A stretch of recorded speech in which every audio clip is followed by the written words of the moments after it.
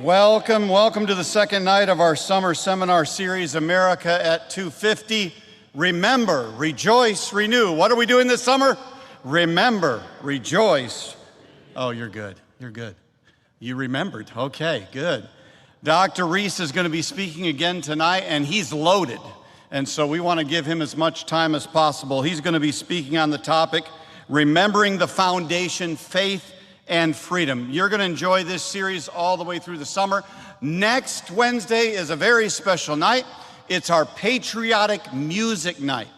And so you're going to hear some instrumental specials, vocal specials, patriotic readings, some fun songs where we sing along. It's just going to be a great night. And so you'll want to be here, invite somebody for the patriotic music night, and that'll be next Wednesday night at the same time. Before we go further, let's say a word of prayer. Let's bow our hearts together and ask God to bless this evening. Father, I thank you for this time, and I pray, Lord, that you would work through Dr. Reese and through what we learn to inspire us to appreciate what we have in America. We thank you that we are a nation under God and that we acknowledge you. We do know we're imperfect, Lord, and we have improvement that's needed. And help us, Lord, to be the witness that we need to be, to change the world by winning souls and being salt and light in our day, in our generation. So please, Lord, encourage us, inspire us tonight. Bless this time in Jesus' name, amen. Hey, should we do the watermelon fellowship tonight? How many of you think we should? Raise your hand. Say, go ahead. Okay. Well, we're going to make the call at the end of the service. It might be a grab-and-go night. You may be taking the watermelon home with you. It's out there. I just don't know if we're going to the field. Pastor Young is going to text me at the end and let me know if we're going to actually go to the field. If the field is drenched, we're not going there. We'll just be taking the watermelon home. But we're going to stay in fellowship anyway, right? Stay in fellowship, have a good time. That's after the service tonight. I want to mention this to the senior saints. We have a new calendar that's out, and so our new calendar is out in all of the lobbies, all the upcoming events for the senior saints. You might say, how do I know if I'm a senior saint? Well, saint. How do I know if I'm in that group? Well, here's the measure. If you're getting mail from the AARP, okay, membership promo mail, if you're getting that, you're probably a senior saint. No, it's typically 60 and older group. Some people in their late 50s come, but anyway, our senior saints, we have a whole year of events planned for you, including, I'm excited about this, our senior saints Ark Encounter and Creation Museum trip. We're going to rent a deluxe round-trip motor coach and go up to Kentucky and Ohio to see the Ark Encounter and the Creation Museum up there. And so this flyer is in the lobbies. This sheet, information sheet, has all the info you need for that. And you need to sign up, get your place for this trip coming up April 12th through the 15th next year. April 12th through the 15th next year. Hey, after we're done singing, we're going to view another one of those we're calling them Founders in Focus videos. Pastor Burdick put these together. We saw George Washington last time. Tonight, it's John Witherspoon. Now, he is a founder that is not well known, but he should be. He's the only active pastor that signed the Declaration of Independence. He became the president of Princeton. He influenced many of the other founding fathers. And he was a godly man. So we're going to, after we sing, we're going to watch that video, and then Dr. Reese will come speak. Let's all stand together tonight and sing two verses of Faith is the Victory. And camp along the hills like the Christian soldiers rise, and crest the battle and shall their long shine against the foe in their victory,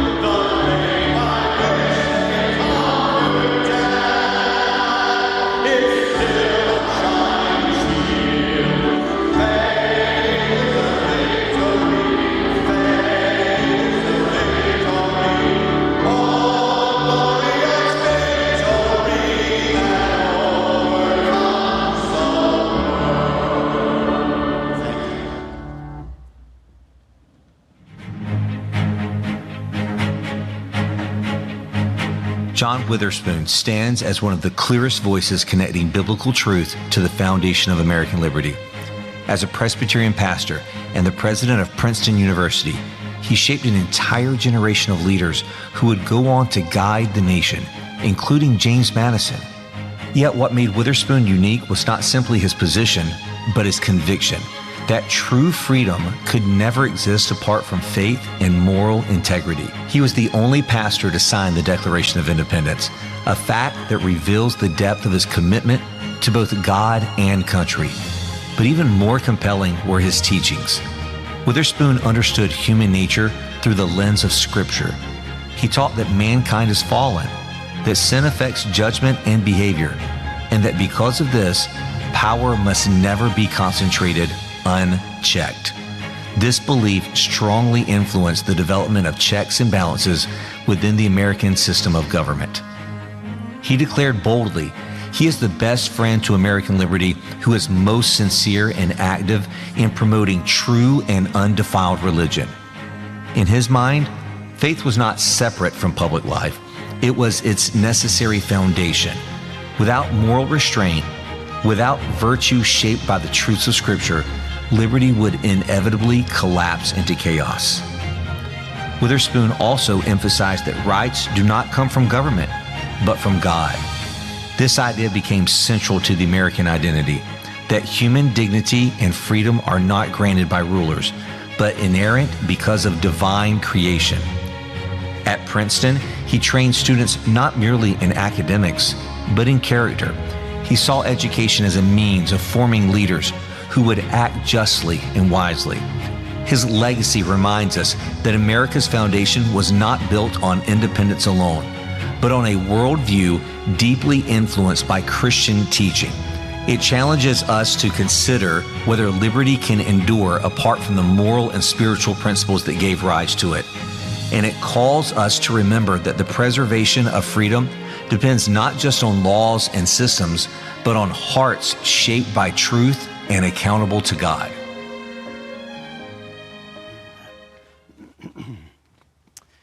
Compelling content. Wow. He's known to have trained 74 of the 200 or so founding fathers. Tremendous influence. If you want to do a deeper dive, check out his early life. He actually was imprisoned inside of a castle there in the homeland. I will not go into detail as to how he effected his escape, but check that out. Well, it's a privilege to be back, and good to welcome each one of you. I guess, Pastor Zach, in an attempt to make this an immersive experience, we had that rain shower come through on purpose to help you better appreciate the story I wish to start with. One of the delegates to the Constitution, not the Constitutional Convention, but the actual Second Continental Congress, was Caesar Rodney. He was from Delaware. And last time we talked about God's providence and work and all, and this is an extension of that. And so he was facing a real challenge with cancer. He actually wore a kerchief that covered part of his face. And he had gone back to Delaware to take care of some of those medical issues and all. But as they were getting ready for that July 2 vote, they were counting heads and numbers and votes, and they wanted as much unanimity as possible. And Delaware had one in favor and one opposed. And he was very much in favor of, and so they wanted him there. So they dispatched a rider who went through a storm, similar to what some of you experienced on your way to church today, across swollen streams, 80 miles one way. And Caesar Rodney agreed to get on a horse, as ill as he was, and make that ride back to Philadelphia. And he arrived just in time to vote in favor of, and that made the majority of the Delaware delegation go in that direction. So that was all planned tonight. Actually, it was not. For those of you joining us, we did have quite a rain shower on the way in, but you know, that's a sign of God's blessing. Rain often is a sign of God's blessing. Amen. At any rate, last time around, we did have a chance to focus on providence and all that goes with that. Today, I'm going to ask you to turn to Psalm 78. We'll get there in just a bit. Psalm 78, there's a beautiful passage there that gives us some instruction and reminders. And in principle, we can apply it to the topic matter that we'll be treating here tonight. Our theme, as mentioned already, for this time around is faith and freedom, remembering the foundation. And that's not a cliche. There are many today, in the secular realm especially, who would want to segregate or separate faith from freedom. But in fact, they're inextricably connected. There is a direct correlation between those two. I would wish to show that here tonight. Now, on the way to that, in response to your request, someone had texted me and asked me to expand a little bit more about that Romans 13 passage and all. I don't have the time to delve into that here, but one of our goals is to point you toward resources to which you can turn to learn more. This series is not about our memorizing a comprehensive list of terms and details and facts. It's, I think, more designed to inspire us, to help us appreciate our heritage, and then to go do our homework and to do our part to help maintain or to help recover, as Pastor Zach was inferring in his comments there, what has been lost here. So toward that end, there's a great article, if one of you or more would wish to delve into this. One Dan Fisher writes this work entitled Romans 13, An Unlimited Submission to Government. I will circle around and talk a little bit about this notion a little later on as we have time. And then one other, just as we head toward our theme for tonight. One of those portraits of providence, and for everyone we tell, we leave 10 on the table, you understand that. But as weather was another issue, Christmas Day, 1776, George Washington determined to cross the Delaware and to attack Trenton and Princeton, which, by the way, is where Witherspoon had been president. It's an interesting storyline there, but the Hessians had moved in. And as the fighting got underway, there was a young lieutenant that was wounded quite severely. In fact, an artery was ripped open by a musket ball, and left unattended, he would have bled out on the spot. Well, as the secular historian would say it, as Lady Luck would have it, well, we know there is no such thing as luck. There was a civilian doctor who had fallen in with Washington's group. He was very supportive of the cause, and he was able to tie that artery off and save that young man's life, Lieutenant James Monroe, who went on to have a masterful role in the Louisiana Purchase, the Monroe Doctrine, and you look at all those things that would not have happened had it not been for that set of circumstances there. We could regale ourselves for the rest of the evening there, but we do need to move on. Now, when we talk about this trip down memory lane, I'm going to aim this set of remarks toward our old timers, as it were, for a little while. Those under 40 may not relate as well, but memory's a beautiful thing. We all know that. We cherish the memories that we do have. And when I put a portrait, a painting like this up, there are many here who are nodding. Yes, I recognize that sign for the gas station. I remember when, and you could go into detail. Now, if you're under 40, blank stares. That's pretty much what I'm seeing right now. And that makes sense because that was not your world. But you know, if we don't make a connection to the past, as we said last time around, we'll fecklessly give it away. And so that's our challenge here tonight. So let me run through just 2 slides. This is a short version. But do these bring back memories to you? Those metal ice trays or the green stamps? Remember those, Pastor Zach? Oh, collecting those green stamps. Ah, yes. How about this one? How hot were those flash bulbs? Yeah, I remember too. Boy, they burned you along the way. But you know, memory is a powerful metaphor. Karl Marx made this observation these many years ago. A people without a heritage are easily persuaded. And you may be wondering, well, Dr. Reese, why are you quoting Dr. Karl Marx? And he was a doctor. I'll say he got low marks when it came to his political philosophy, but he did earn a doctorate. And of course, unfortunately, there are some who are following his ways. There seems to be a rejuvenation of some of his philosophy, even in our political circles today in America. But I say this, I quote Karl Marx because even a stopped clock is right twice a day. And he got this one right. If you lose your heritage, if you lose the sense of where you've come from, you're easily persuaded. And so this series is not in vain. This is a very worthwhile exercise on all of our parts, as Christians, as citizens, as folks maybe joining from other areas, that we would have a deeper appreciation of what the Lord has done.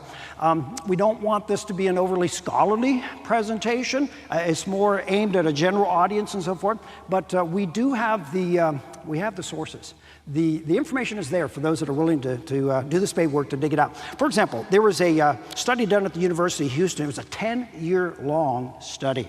And they took about 15,000 plus documents. Correspondence was a big thing back in the day. I've often wondered, Pastor Zach, if historians try to write about this time period, we don't write letters anymore. Everything is electronic. What kinds of resources may they have? But in those days, letter writing was prolific. Pamphlet writing was very much in vogue. And so they took those 15,000 plus documents and they selected from those some over, 3,500 or so actual quotations, 3,100 actually. And they wanted to find out who were the founders quoting.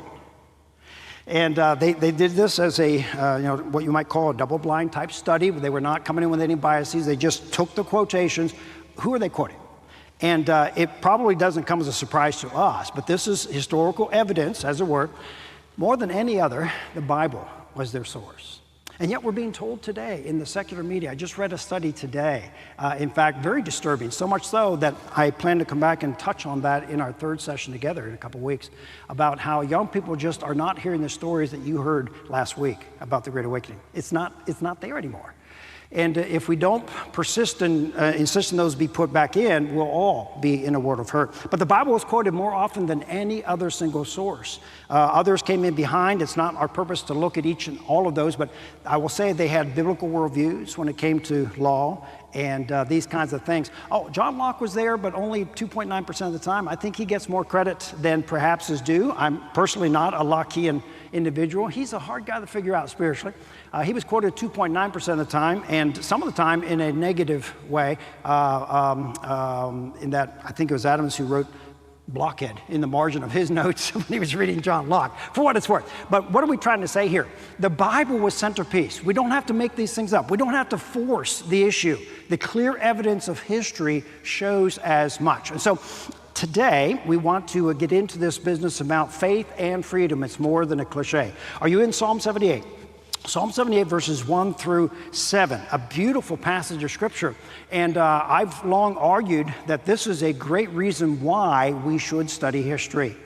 I know the passage is written to the Israelites, and it's very explicitly talking about God's law. But in principle, we can apply, without stretching, without contorting, without taking out of context, these concepts even to our study and knowledge of the past. Give ear, it says in verse 1, O my people, to my law. Think about that.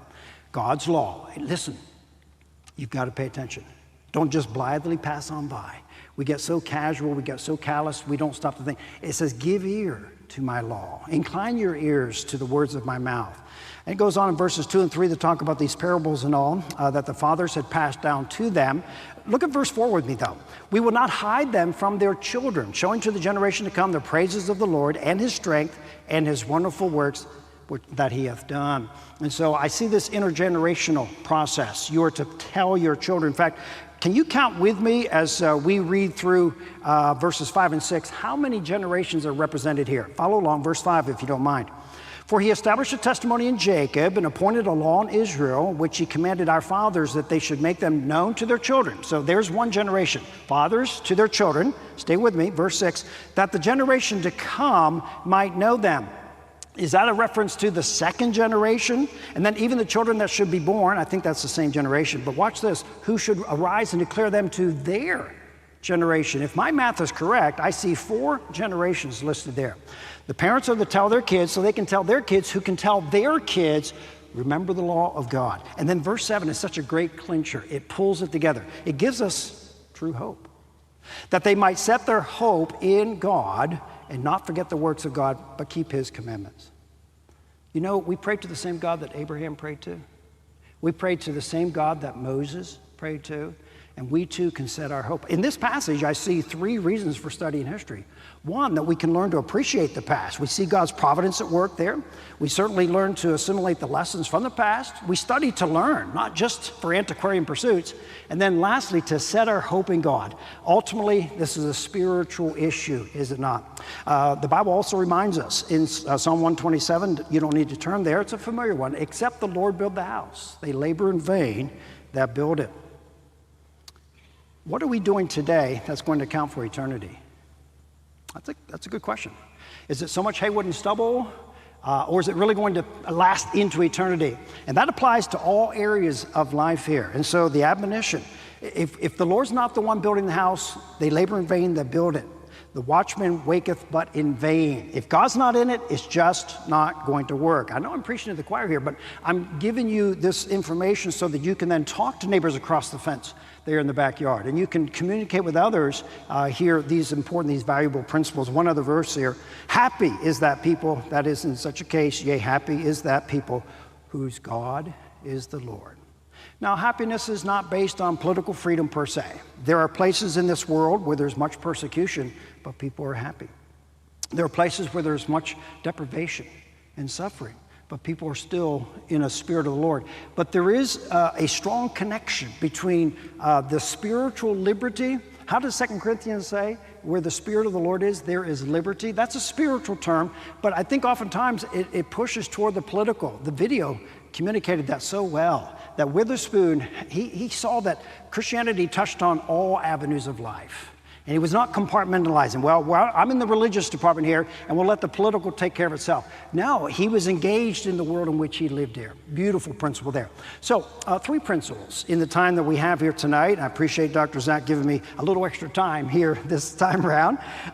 Think about with me, if you don't mind, the biblical ideas behind liberty and law. When you hear the terms liberty and law, what does that conjure up in your mind?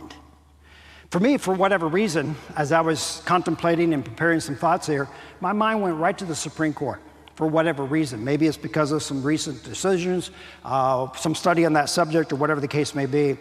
And we do know that the Supreme Court, according to our Constitution, is the Supreme Court of the land. It's the highest court in the land. But in actuality, I need to correct the record in the name of in the name of full disclosure here. I had read something, and I wanted to confirm this. My oldest son was in law school at the time, and he actually was doing some class project that required him to go tour the Supreme Court building. And so I asked him to confirm what I had read, and that is that there's a basketball court located above the chambers. And he confirmed that is the case. So I'm here to clear the record. The Supreme Court is not the highest court in the land. The basketball court above it is. But I understand they do have a rule. No bouncing of basketballs during hearings when they're actually conducting business there. But if you go to that Supreme Court building, I mean, it is just suffused with references to biblical concepts. You can't even get up the steps without looking up and seeing Moses the lawgiver. It's right there in the stonework. Now, the ACLU is not sandblasted that away yet. If they were to have their way, I suspect some would. When you get inside, as you open the doors into the chamber itself, inside of each of those panels are 2 copies, images of the 10 Commandments. When you get to the front of the Supreme Court chambers there is a plexiglass partition between the place where the witness would sit and where the justices are seated. And on that plexiglass are 50, count them up, one for each state, 50 icons of the 10 Commandments. Everywhere you turn. See, this notion that you separate law and liberty from biblical principles, the Bible is where law and liberty begin. That's the concept we wish to make here. But what I'd like to do is take us on another little virtual trip all the way back. Did you notice last time my emphasis was on the founding of the colonies? Then we fast forwarded to the bid for independence. And so here too, we've got to get back to the roots. We have to get back to the antecedents here. And if we do that right, the other part will flesh out, will fall into place more readily. So let me introduce you to something that I learned about almost surreptitiously as I was reading the book. I'll come back and tell the backstory on that a little bit later on, but let's listen on.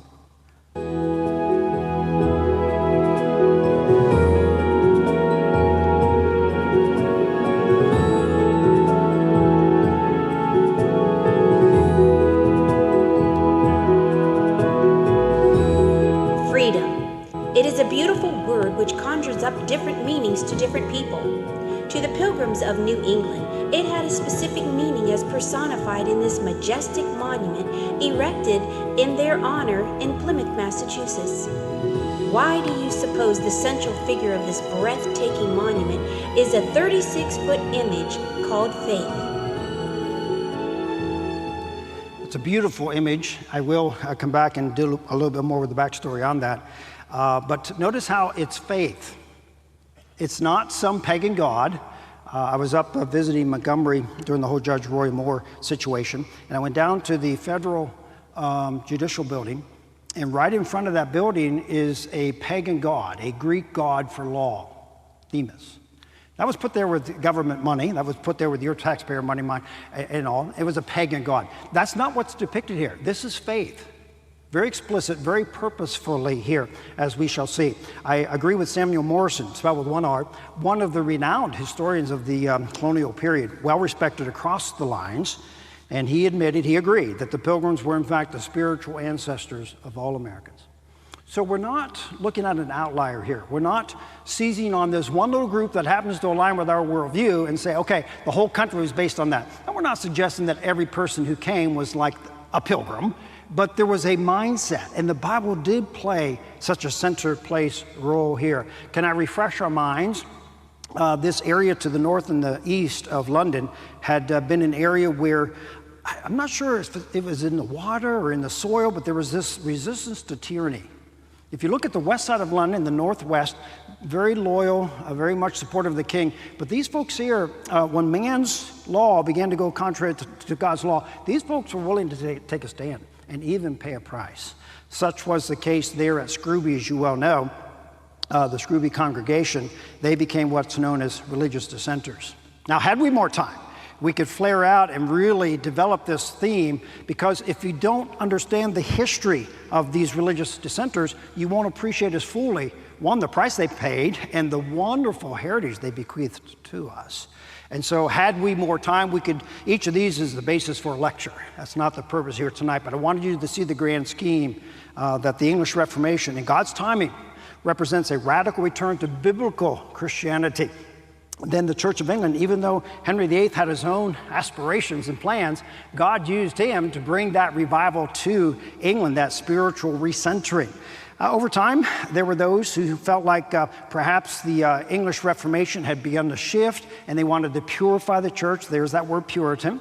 But there were some who felt like the church itself could not be reformed. It smelled of popery. It had the robes, it had the candles, it had all of the Church of Rome concepts, and there were those who just wanted to pull all the way apart, as it were. And that's where the separatists come into the picture. They believed in the local congregation being autonomous. No hierarchy, no upper leadership and all. And they were intent to worship God as their conscience and the Bible told them to do. It happened at a time, though, when there was a lot of political foment. Are you familiar? Some of you might be, others perhaps not as much so, with an attempt to assassinate James I of England. He had just accepted the kingship, made his way down from Scotland, and he was to address Parliament there, 1604. And there was a group of Catholic conspirators who put 36 barrels of gunpowder in a basement room.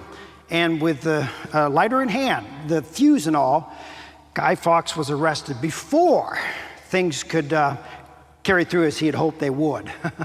By God's grace, he was arrested.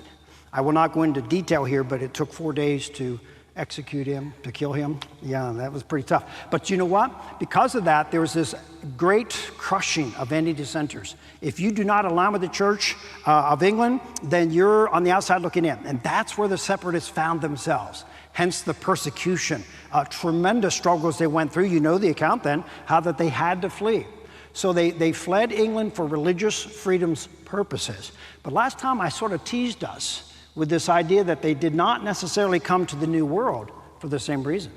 They had relative religious freedom in the Low Countries. They learned a new trade and they were doing well, they were prospering, but they noticed something. And I don't want to get too much into the weeds here, but there are some quotations that are worth our noting here, and one of those is going to be centered around the work of this man.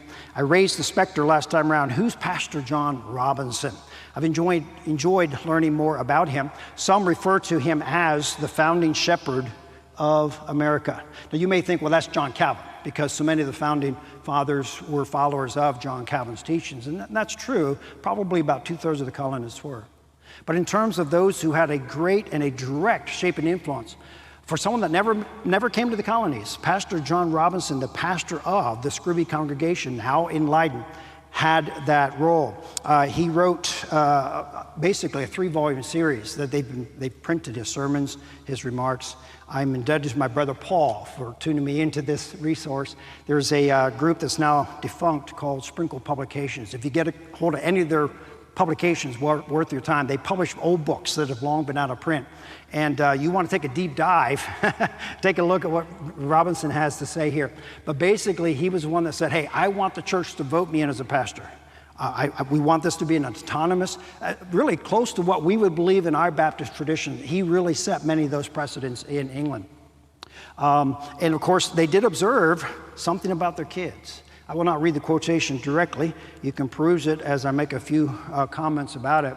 They were losing their kids. They had religious freedom generally, but they were losing their kids. And because of that concern, you know, the dikes can hold the water back, but what is it that's going to hold back from our progeny, our kids, the ways of the world as they perceived it? So one of the driving purposes for their coming to the New World, they looked at South America. They looked at different places and then settled on Northern Virginia, was to save their own children. There might be some of you watching whose children are still enrolled in state schools. Those are death traps. They are just, what I'm going to emphasize in my session next time around, or at least bring out, is the paucity of information. What we're sharing tonight is not making it into the textbooks today. It's just not there. And so you need to pray long and hard about what you would do to help protect your own children as the Lord would grant you direction and wisdom. So they had a prayer session. They actually were going to vote, should we go to the New World or not? And it was following this intense prayer session that they had. They made the decision to go, you know the account. And then we fast forward to November of 1620, when they landed outside the area that the contract or charter allowed for. They realized we could end up with a lawless society if we don't do something to come together. Remember, law and liberty are biblically based. That's where we are in this principle. And it started right here. In signing the Mayflower Compact, they voluntarily came into this compact. And they were law-abiding people. That's what we're trying to emphasize here. The 14th signer of the 41 that signed that day was Stephen Hopkins. He was not a separatist. He was a Puritan who had come along with them. He was the only passenger on board who had previously been to the New World. I told about his sons being born en route, Oceanus, and how he passed away at age 6. What's interesting, though, about Stephen Hopkins signing that from a personal perspective is that, according to our family tree and genealogies, he's my grandfather 13 generations removed. And so I know that blood runs thicker than water, and I have a certain empathy toward him and admiration at that. But if I can jump forward here, this phrase, civil body politic, that you see in that document, it comes right out of Pastor Robinson's preaching. So the Bible, the church, was the foundation, the touchstone of all of this. Now let's jump forward, if we can, 125 years. We have another person signing an important document. This is the same photo that we saw in our video earlier tonight. And the person I want to highlight is the guy wearing a hat. He's the only one of the 56 signers that's wearing a hat. Do understand that this portrait is not entirely accurate historically. They would not have had the big battle banners. They would not have had the curtains and all. And they didn't all pose at one time and snap a Polaroid picture and then paint. He had different people sit at different times. Some of the people painted in here did not even sign. Dickinson's there, but he didn't sign. There's one guy who did not sign who's in there, but there are 56 signers. But the one with the hat, you can remember this next time you see the portrait. If you ever get to Washington, D.C., it's a beautiful one right there in the Capitol. It's huge. It's the original. He was asked to doff his cap, his hat, when he was sitting for the portrait, and he said this, I take my hat off to no man, to God only. He's sort of a stubborn guy. The point I'm wanting to make is that he's a direct descendant of Stephen Hopkins, the signer of the Mayflower Compact. So each took a quill in hand and signed an important document. He happened to be governor of Rhode Island, played a very instrumental role. It's beyond the purview of this session to get into details, but let me show you this much if I can. If you look at a close-up view of the signers, all 56, you'll notice one of those signatures is nearly illegible. That's Stephen Hopkins. He suffered from probably what would be cerebral palsy today, and he had a tremor in his hand, and this is well documented, that he held his wrist as he took that quill in hand and signed, and he made a statement that became famous. It's not in the textbooks today, but it was well known in the day. My hand trembles, but my heart does not. That was the metal out of which our founders were made. We can't help but have respect for them. But if we don't study history, we don't know the story. We do need to move along. Principle number 2. So law and liberty are foundational and they're biblically based. How about this notion of the Bible concepts found in the Declaration or in the Constitution itself, those documents? Well, let's start with the Declaration. I like to refer to it as the birth certificate of America. There was a lot going on. In fact, this very week, 250 years ago, could we freeze frame it and just kind of wind the clock back 250 years to this very week at the end of June? Boy, there's a lot of tension. In Philadelphia, a group has been asked to draft a document. No one knew at that point where this would lead, for sure. And those 5 folks, Jefferson being among them, Livingston, Ben Franklin, John Adams, they were working the wording, they were sorting all of this out. While all of that's taking place in Philadelphia, 95 miles to the north, there's a plot uncovered to either assassinate or kidnap George Washington. It's his own security party. It's his own security group that actually was plotting and planning, or some of them were. And that was exposed. That was thwarted. Had that gone a different direction, we may not even be telling this story today. We don't know. It's the path not taken. One more evidence of God's providence. And so here we are, the Declaration of Independence. I would like to propose, with your permission, that we take a look at 3 biblical concepts. There are more, but in the interest of time, I've selected 3 that we can infer from this document. Do understand, the Declaration was not written as a religious document.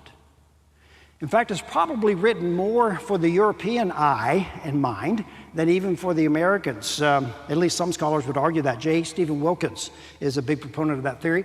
At any rate, it has the flowery language, but there are biblical concepts that it draws from, although it does not quote and cite chapter and verse per se. The whole notion of the innate human dignity, for example, is clearly taught in this passage. The notion that human beings are created in the image of God. How does the text say it? That all men are created equal. I know, this is where some people stumble. Well, they said it, but they didn't practice it. Okay, and we touched on this a little bit last time around. They were enunciating it, but they were not necessarily enforcing it. Now, to his credit, Governor Stephen Hopkins provided for the manumission of his slaves. There were many signers who were abolitionists, who saw slavery as a terrible curse. There were others who had a blind spot, and they held on to it for their own reasons and all. So even like Thomas Jefferson, he was conflicted about this. But the words that he wrote are biblical principles, are they not? That man is created in the image of God, and so all men are created equal. That's a beautiful principle. It was not found in most places the world over at that time. It was a novel concept by that day's estimation here. The notion of natural human rights. You and I have a right to life, liberty, the pursuit of happiness. Those terms rang strangely in the ears of some because the fact is, most of the world over, people were minions in these kingdoms and tyrants were running the show, and they were just little plebes doing their thing. This notion that these are rights from God, therefore government can't take your life without due process. They can't just summarily come in and rub you out, as it were. Why? Because you're an image bearer. You're in God's image. And the founders understood that. While Witherspoon was the only active pastor to sign that document, about a third of them were seminary trained. They had done their Bible study. They knew the foundation here. And these natural human rights are not from government. That's such a key concept. We have to keep emphasizing that. They're God-given. They come from above. And later on when the Constitution is put in place, one of the prime reasons to put the Bill of Rights into that document afterward was to make sure that we drive home the point. It's not government who generates those rights. There's a third one, and this one gets a little bit more testy, and I don't plan to get too far into this, but I want to at least broach the subject. You know, sometimes we're tempted, Pastor, when we get to those tough passages, to just do a little dipsy-doodle around them and keep going. But we have to prayerfully consider, and I think the Bible gives us good basis for reaching good conclusions on this. The right to resist tyranny. There are some who would assiduously disagree with what I'm about to say. But the founders, I think I'm speaking accurately historically, the founders saw the importance of standing between a rogue magistrate and the constituency. Government was ordained by God in their view, as was the family and the church, and as such the government was given a sword. I'll show how they picture that even in their monuments and all. And when that government gets out of line, when it gets out of kilter, if it is taking lives, for example, and going against God's law or the higher law that Blackstone referred to, then you have an obligation to stand for what is right and proper here. The doctrine is called interposition, Without getting too much into this, I have an entire lecture on this subject. It's a fascinating one. Let me say this. Without interposition, we would never have seen the Magna Carta. That's the granddaddy of all modern constitutions. Without interposition, there would be no such thing as a glorious revolution in England. There would be no Declaration of Independence. So it's a pretty serious theme. Now, spiritually, theologically, interposition is clearly taught in Scripture. You can look at examples. We could probably list 10. Let me give you 2. We're watching the clock again. The midwives. You're familiar with this one, aren't you? The Hebrew midwives were instructed to drown the baby boys. That means Moses should have been killed. But they refused to obey an edict of man that was contrary to God's law. I'm not teaching or preaching lawlessness. Please hear me out on this. I'm not saying, well, I don't want to wear my seatbelt, so I won't. No, it's when it goes contrary to God's law that we have an obligation to stand on biblical concepts, precepts, or principle here. And so what the midwives do, they just refused to follow the edict. They did not drown Moses as they'd been instructed to do. You can read about that in Exodus. How about in the New Testament? Jesus himself refused to abide by the Jewish Sabbath laws of the day and so forth. In a sense, he was practicing this same concept where he was challenging man's law when it went contrary to God's law. We could share a number of other illustrations. You think about the apostles when they were told to no longer preach. They preached anyway because they knew they had to. That was the mandate from Scripture. In the political realm, interposition has that same concept applied to politics. John Eismo is a well-respected scholar on the Constitution. We've actually had a chance to hear him speak on more than one occasion. He has more degrees than a thermometer. I really respect him. He's a Air Force colonel, last I checked. And I think he was actually retired at that point. But he makes a very powerful statement here. Where law does not restrain the people, the result is anarchy. And we've all been witness to that here in recent years, from COVID and the summer that was on fire, where people were just basically flaunting right in the face of the law of the day, the police and so forth. See, anarchy, if you don't have law that will restrain the people, and it comes back to something that Dr. Zach touched on earlier. It's a spiritual issue. You can't, the video mentioned this. You can't just have the law. You can't just have the system. You've got to have the right soil for it. We emphasized that last time around. So anarchy is the result when we don't see law restraining people. But where the law does not restrain the rulers, there's tyranny. And that's the side of the equation that the founders were dealing with at this time. People say, they were just petty. They didn't want to pay a tax on tea. Oh, no, it's much deeper than that. It's much deeper than that if you take the time to study it out. And he concludes by saying, those who believe in the rule of law must equally oppose both. And so hear me out on this. The whole concept of interposition is not, I'm just going to willy-nilly disobey man's law. It's only when it goes contrary to God's principles that we are obligated to take a stand if we're in a position where we have leadership positions and whatnot. To let you hear it from a colonial perspective, I could probably give you 3 quotations. I'll give you just one. This comes from Samuel West's election sermon, and this is right there in May of 1776. The reason why the magistrate is called the minister of God is because he's to protect, encourage, and honor them that do well, and to punish them that do evil. Other founding fathers, let's look at 2 of those founding fathers as we switch from the Declaration to the Constitution. Remember our second principle now, that there are biblical principles, even though these documents are not designed as theological tracts per se. It's a sad commentary, isn't it, that today young people just don't know the story of the Constitution. I think I might have shared this quotation last time around. Basically, 1 out of 3 could actually identify the Constitution as a supreme law of the land, and about 1 out of 4 could recognize the First 10 Amendments as being called the Bill of Rights. There's a book that came out some time ago, and it argues very vociferously that the founders were not driven by godly principles. When they wrote the Constitution, it was just for their own economic purposes, et cetera, et cetera. It's called the Godless Constitution. Now, if you read the fine print, they actually put a disclaimer in place. They say, by the way, since most historians know this information, it's considered common knowledge, and it's designed for public consumption, we dispense with footnotes. Okay, so they're going to write this whole tract, and they're not going to even document where they're getting their information. And they turn around, they quoted historians from the 70s and 80s, very much revisionist in their outlook. And so they come to this conclusion that the Founding Fathers were basically irreligious. I was engaged in a debate here years ago, a televised debate, with a president of the local chapter of Americans United for Separation of Church and State.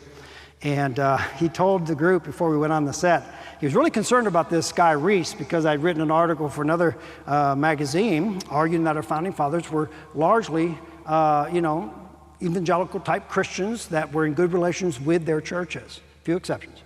And he said, we know they're all deists. Essentially, he said that. I thought, this is great. All I have to do is get him to repeat that on the set with the cameras rolling, and I'll pull out my quotations, two of which I'm going to show you in a little while. We got out there, and I mean, he was just wiggling all around like trying to nail Jell-O to a wall. He would not come out and confess what he had shared in the presence of at least 4 witnesses. So finally, a bit frustrated, I called him by name, Dr. So-and-so, you said yourself that the Founding Fathers were, for the most part, deists. I never said that. But he just categorically denied it. He said, furthermore, my wife is a Unitarian pastor.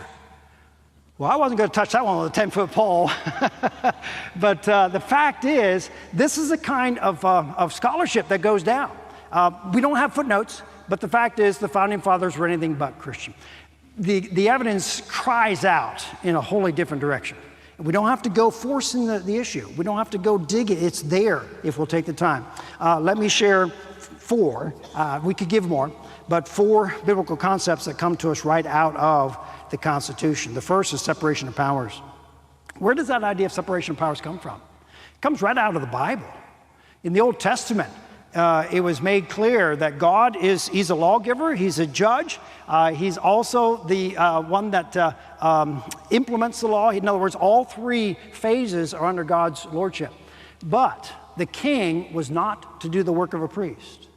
The priest was not to meddle in the affairs of the king directly in doing his work. Why? There was a separation of powers, and our Founding Fathers understood that. It's a beautiful principle. If we separate powers, we're going to reduce tyranny.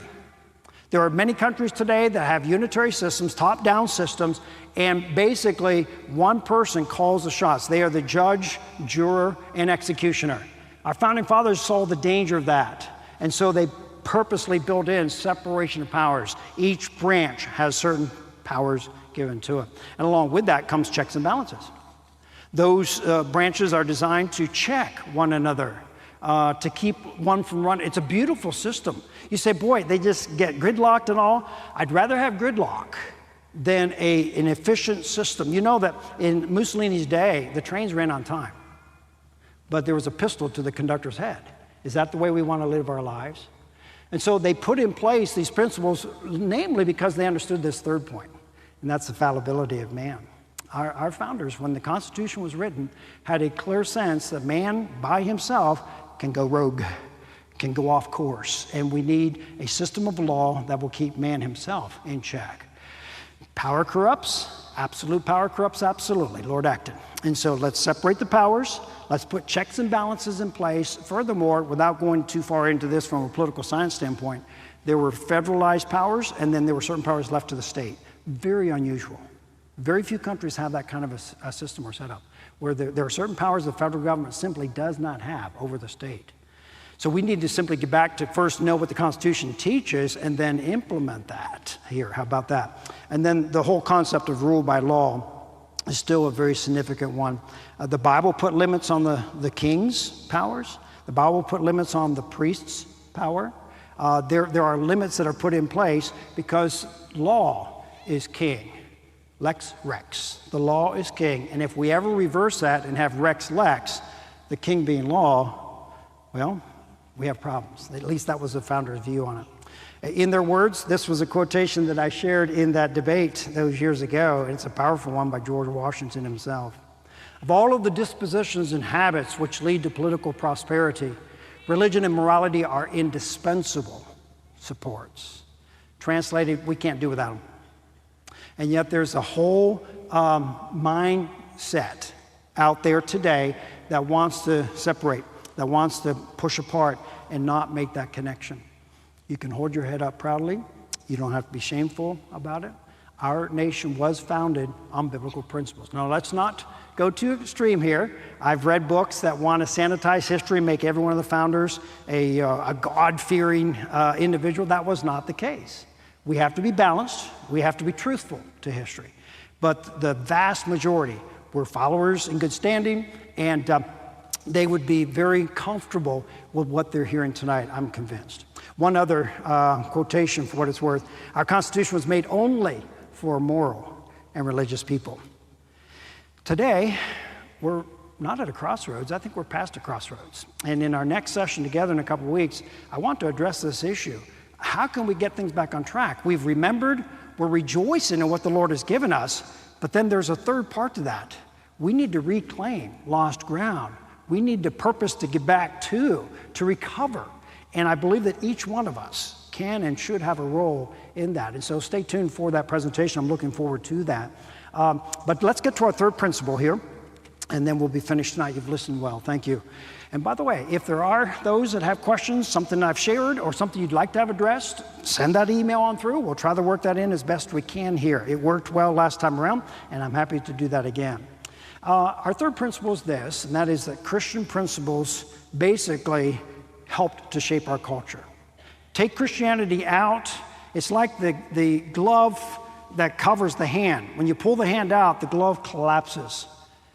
Culture without Christianity collapses. Oh, there are non-Christian cultures, don't get me wrong on that. But none will rise to the level. I do believe in American exceptionalism. We're not perfect. We were made by fallible men. We've got our shortcomings and our blind spots. But there's no other country quite like America. It's not that they were smarter. It's not that they were superior. They were following biblical principles, and God honored that. Righteousness exalteth the nation. Sin is a reproach to any people. Have you ever gone someplace and you brought a memento home? Something to remember that place by, okay? Maybe it's a little silver spoon. Perhaps it's some trinket like that. I think the best way, Pastor Zach, to try to summarize these concepts about how Christianity is suffused throughout our culture is to just give an illustration. And it has to do with the monument that we have on stage. I'll turn to that in just a moment. Monuments are important. Memorials are important. Joshua chapter 1 says, when they're crossing the Red Sea, pick up those 12 boulders and build a monument. And when the kids come by later and say, what's that pile of rocks there for? Well, let me tell you what the Lord did on our behalf. See, history is being recalled. History is being recorded. It's being passed on to generations that follow. Years ago, I was cutting down a hickory tree. They say that probably the most dangerous profession in the world is preaching. No, yeah, people that want to come in and assault you or whatever. No, seriously, fishing. I understand that open sea fishing is one of the most dangerous professions in terms of risk of life and so forth. Second and third behind that are forestry and farming. And so one time I was running a chainsaw. I'm not necessarily qualified to do it. I do know you have to respect those trees because there are hidden tensions. There are things that you may not be aware of.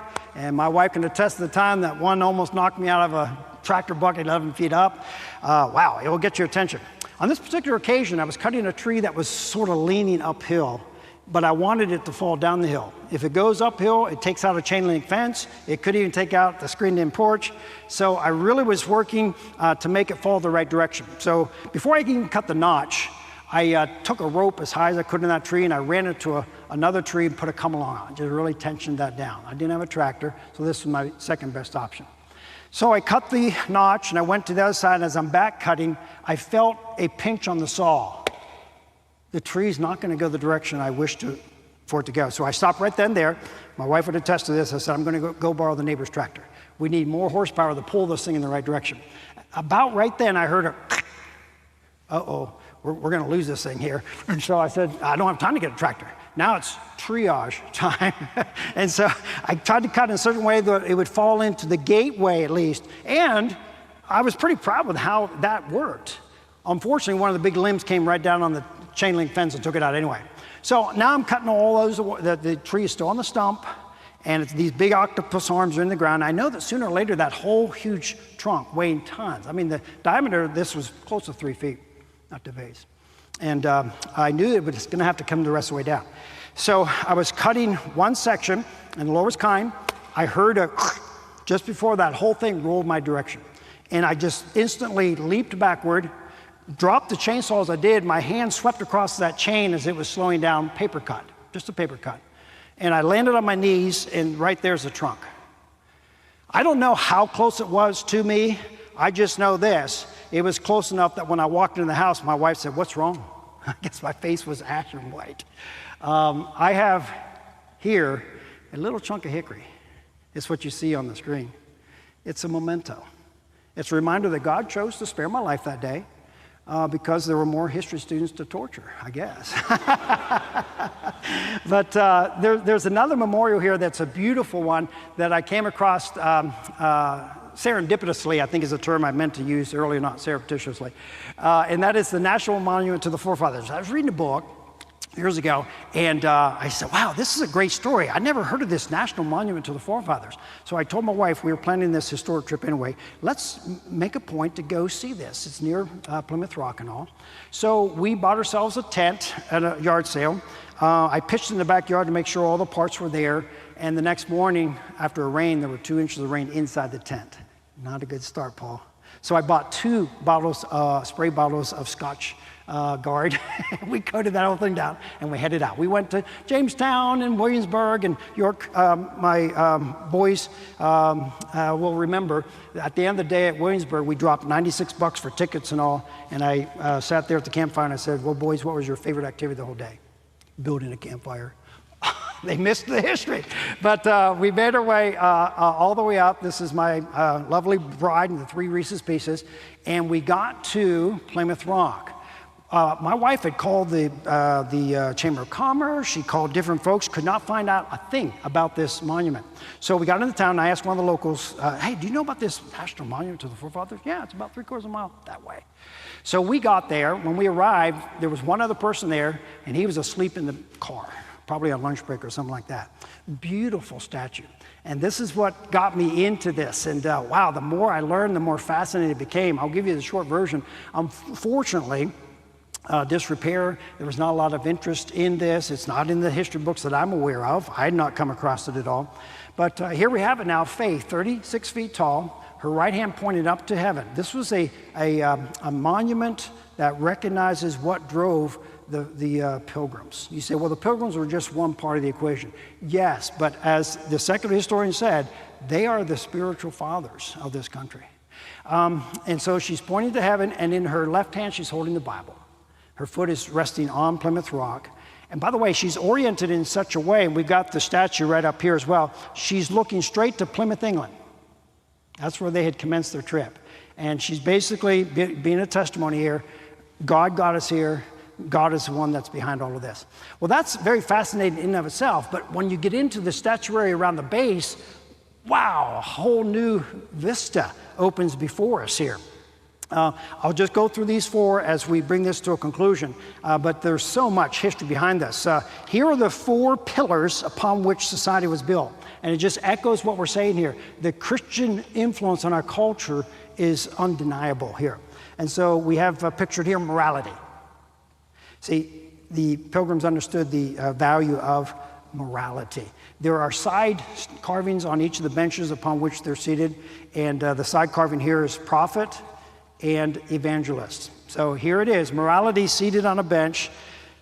Prophet is the voice of God. Evangelist is the hope for mankind. Isn't that beautiful, how the 2 balance out? But without morality, no nation can long survive, not with our kind of government. Our system was designed for a moral people. There's more. Law. That's the second one of these 4 that's around here. And even the way they're dressed here is very significant. He's holding the Decalogue in his left hand, and his right hand is extended, welcoming. They were a law-abiding people. The bench upon which he is seated has justice inscribed on the one side. There she is, holding the balance, holding the sword, the civil sword of government. There's so much in the imagery here. On the other side is mercy.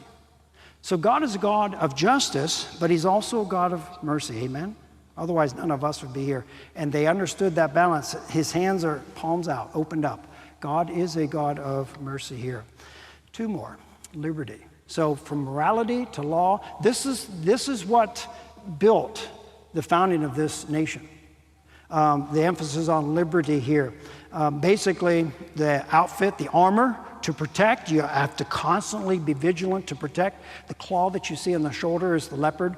England's tyranny has been overthrown. In fact, if you look at the images on the side of that bench, the one is tyranny overthrown. I didn't get that in the picture, but that's what it reads, tyranny overthrown. And the other side is peace, where there's a welcoming look here. So if we have morality, law, and liberty, Pastor Zach, what do you think's left? If you had to pick one more to put in there, what would you make it? They chose education. Because if you don't have education right, you're going to lose it. You're going to lose it all. And she's wearing this wreath here. Her book is open there. The knowledge of the Bible specifically is what it's referring to. And youth is what it's all about. If you don't get them in the youth, they're much harder. That little tree is easily twisted when it's a little twig. But when it becomes that mighty oak, you're not going to budge it anymore. Not that old people can't get saved, but it's much better to reach them at a young age. And then, of course, wisdom was the other side. Knowledge is one thing, but you've got to have the wisdom. Look at the older look, the bearded look, and he basically is communicating the biblical concept there. It was a great read for those that want to take a deeper dive, called Faith and Freedom, for those that are inclined. If you were to conclude this sequence, I can make this a little bigger so you can see it with me. The National Monument to the Forefathers, erected by a grateful people in remembrance of the leaders' sacrifice and suffering for the cause of civil and religious liberty. And so my closing salvo this time around is a plea for patrimony. We must restore America's Christian heritage. Pastor? Let's thank Dr. Reese, everybody. Let's thank him for that. So good. We thank God for our heritage, right? We thank God for our heritage. And our government, our culture, our political system, our economy, all traces its roots back to the Bible. All of it. And we're thankful for that. I got the final word from Pastor Young. Here it is, everybody. Drum roll, please. Drum roll. Okay, the rain has settled to a sprinkle, so we're not going out to the field, I don't think. He said, watermelon is available to pick up outside the north lobby. There is the overhang there. You can stay in fellowship. Don't bring it back into the Crown Center, please. We also have Ziploc bags, so you can grab and go, okay? Take your watermelon home. If you are going to stay in fellowship, pick up the kids, okay? And then come back. But anyway, it is out there, outside the north lobby, your watermelon. Stay around a while. Let's stand and say a word of prayer. Father, thank you so much for what we learned tonight. Lord, help us to carry the legacy forward, carry the heritage forward, Lord, to understand it, to pass it on to the generations to come. Keep motivating us, God, through this series. And bless our fellowship time. We thank you for the watermelon, for the fellowship. In Jesus' name, amen. You're dismissed.